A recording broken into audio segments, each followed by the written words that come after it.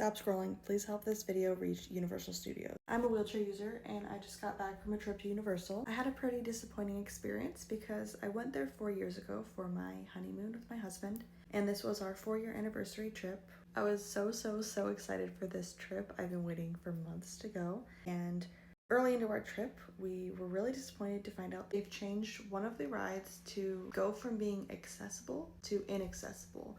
I rode this ride 4 years ago. It's called Harry Potter and the Forbidden Journey. When I rode it 4 years ago, they brought me up the elevator into a separate section for me to board the ride.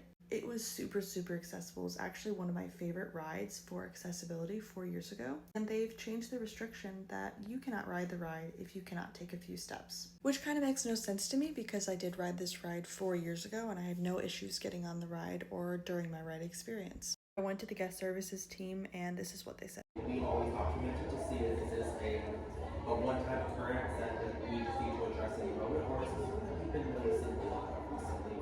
Right. And if so, not just with the team member interactions, but also with the ride restrictions being altered and the difference in the experience that's caused. That being said, they will go, they will review it, and then they will do what they can to. The guest services team told me that this is part of recent ride restrictions that they've altered.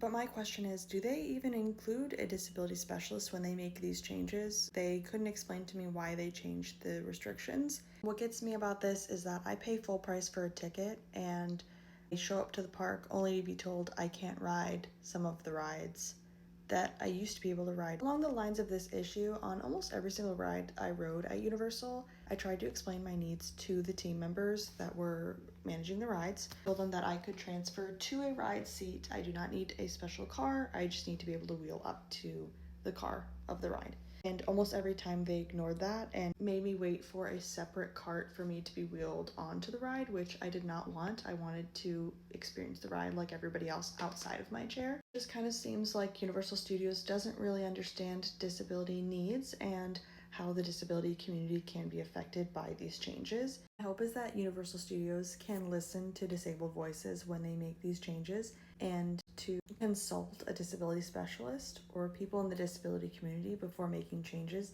that directly alter our experience as compared to non-disabled guests.